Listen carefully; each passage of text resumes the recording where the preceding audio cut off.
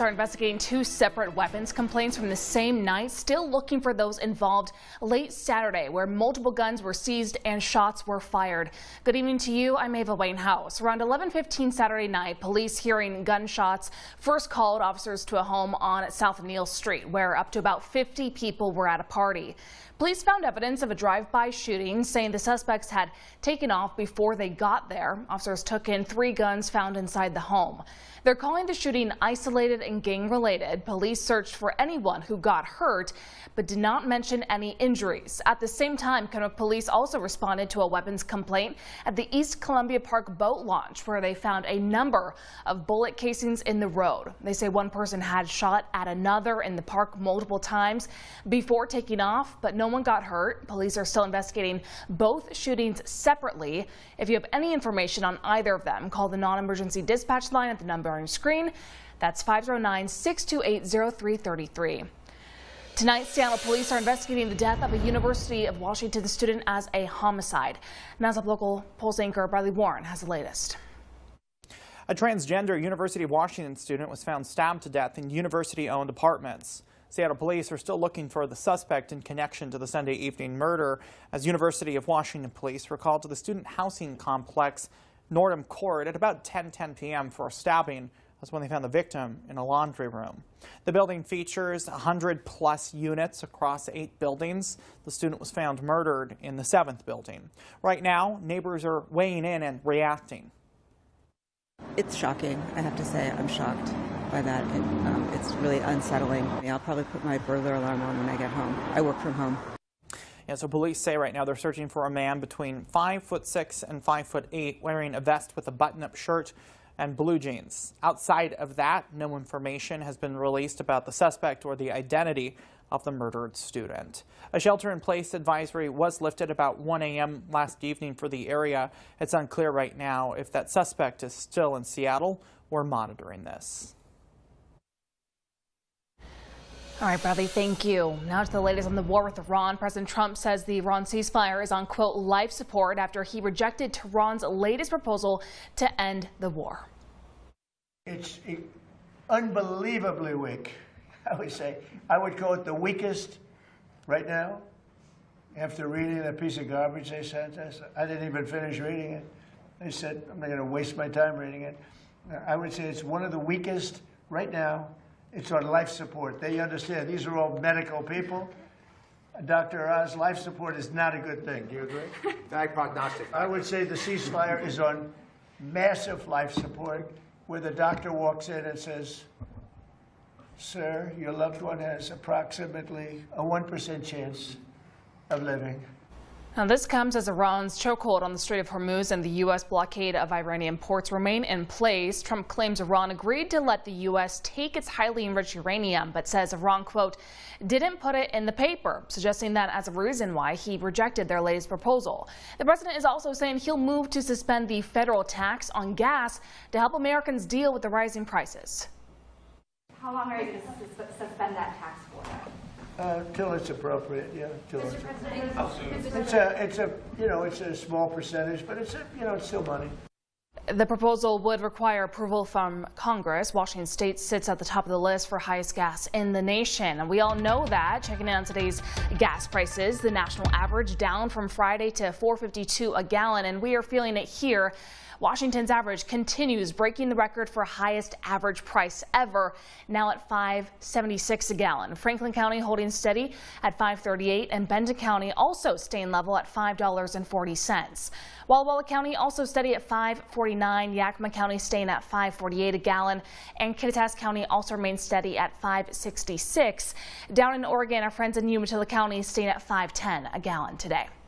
Taking a live look over the Yakima Valley now as we jump into your weather forecast. It's been gorgeous out there, so there's a plus side if you have been driving for a little bit. I drove across the state this morning. The weather's great, so I guess, there goes the gas prices, but you are still getting some sunshine. Chief Meteorologist Zig Zroka is back with us tonight. Those temperatures not feeling too bad out there as well, Zig. No, the temperatures are feeling great. A little bit better than my face, you might notice. I took a spill over the weekend, landed face first on the ground. So if you notice the spandage, That's all. Just want to address it, not hiding anything. We have some mid to upper 70s outside for those conditions with beautiful sunshine available for everyone. It has been a gorgeous start to the week. We are only going to get warmer here tomorrow, though. Through the next couple of hours, we're going to hold on to this warmth. Stay in these mid to upper 70s a little bit through 8 p.m. The sun's staying up later and later now with mostly clear skies tonight. We're going to keep things pretty cool, still somewhat mild later this evening. Even though we only got to the upper 70s, we're still likely to see overnight lows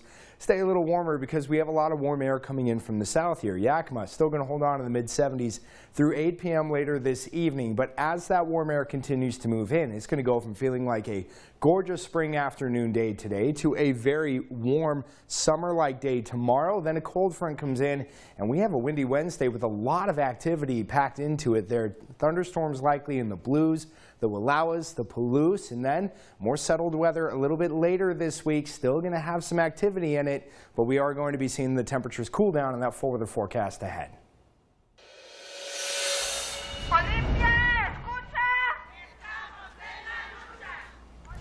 Well, new at 5, today marked the 5th annual day without childcare. Over 70 planned rallies across 28 states, the first ever in Washington, happening at Larson Park in Yakima. That's where we find Stephen Hogenkamp. He was at the rally and joins us now live. Stephen, good evening. Good evening, Ava. Well, nearly 200 people gathered here at Larson Park earlier today for the rally, and like you said, the first time that the state has participated in the rally. Now, their message, child care providers are not a burden, and that parents need better access at child care. We want universal child care. We want all the families to be able to qualify. And we are here because we wanted to say enough is enough. Sandra Sanchez says that just 1 year ago, she had a waiting list of parents signing their kids up for her in-home care. Now, she says she's the one waiting for them. Her enrollment dropping from her top capacity of 12 down to 8, a 33% loss. Sanchez says childcare providers do much more than the community thinks. We provide education for the kids. We prepare them for kinder. We do have a curriculum, and we do have that they plan for them their activities, same as a preschool. Her assistant Shelby Silva tells me parents say that it's become much more difficult to qualify for subsidized childcare. She believes the state needs to start supporting kids' future right from birth. I believe that kids need to have a safe space. We need to invest in their education, and their education doesn't start in kindergarten. It starts when they're small, when they're born. An investment for what Silva calls our future. They're going to be our future representatives, our future lawyers, our future doctors. It's going to affect our families, not just the ones in our care, but those in the care of all of Washington.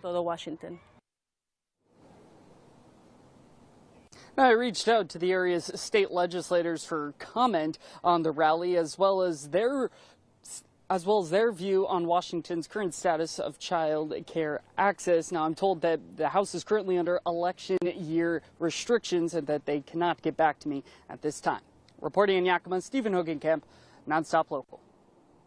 Stephen, thank you. Also new tonight, potential changes could be coming to the Pasco School District. In a recent board meeting, officials started discussing the possibility of changing start and end times around the district. The district says a bus driver shortage has been impacting student drop-off and pickup for years. Now it's looking at changing some of those start and end times to make the school bus a more efficient and reliable option. When the bus is late by 20 minutes every day, that's no longer late. That's the time, right? The assistant superintendent says the district still needs to negotiate with their labor partners, hoping to have a resolution by the end of this school year to make their announcement.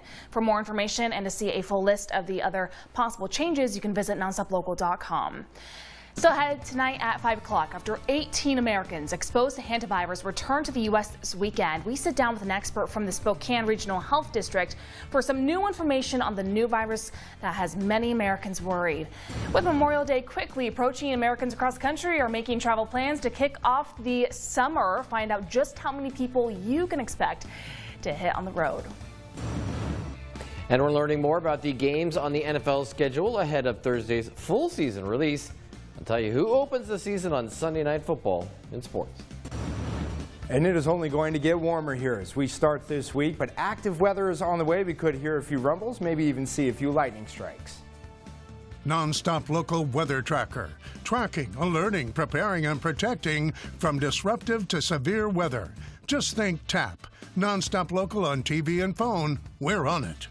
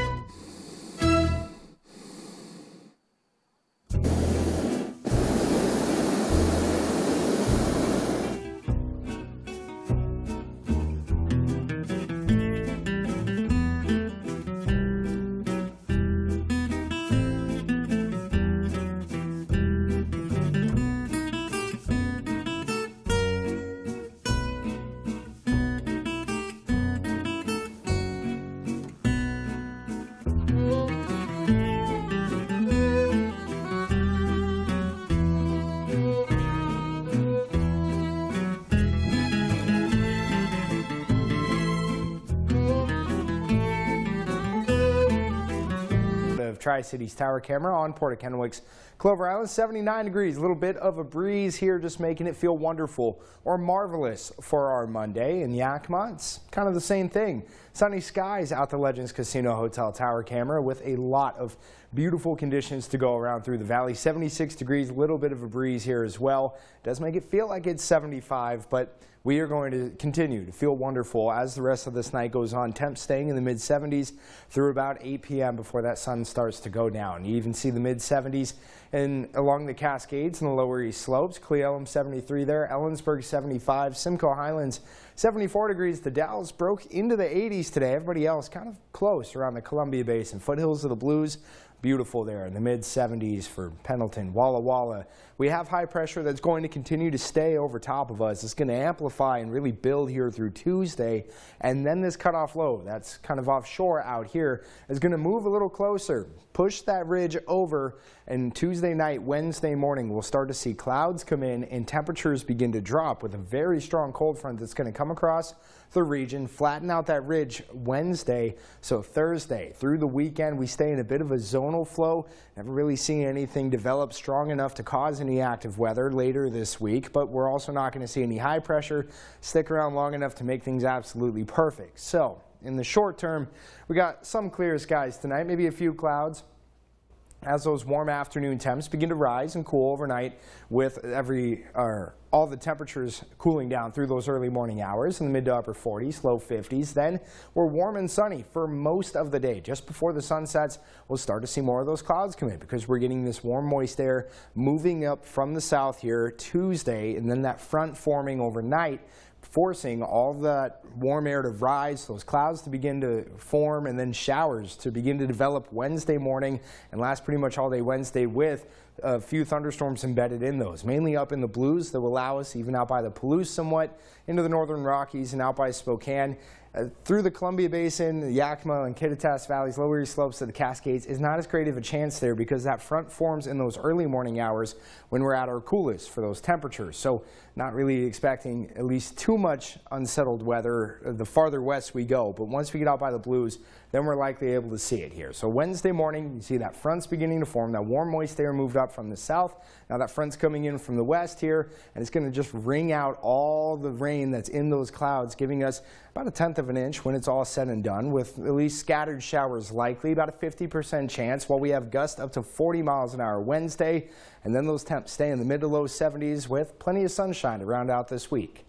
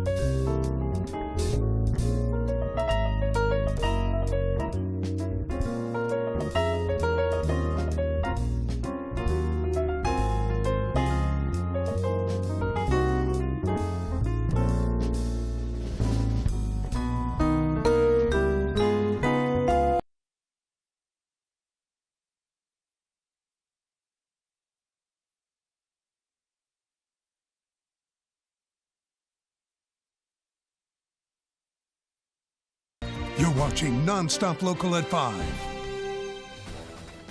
Yakima police are investigating 2 separate weapons complaints from the same night, still looking for those involved late Saturday.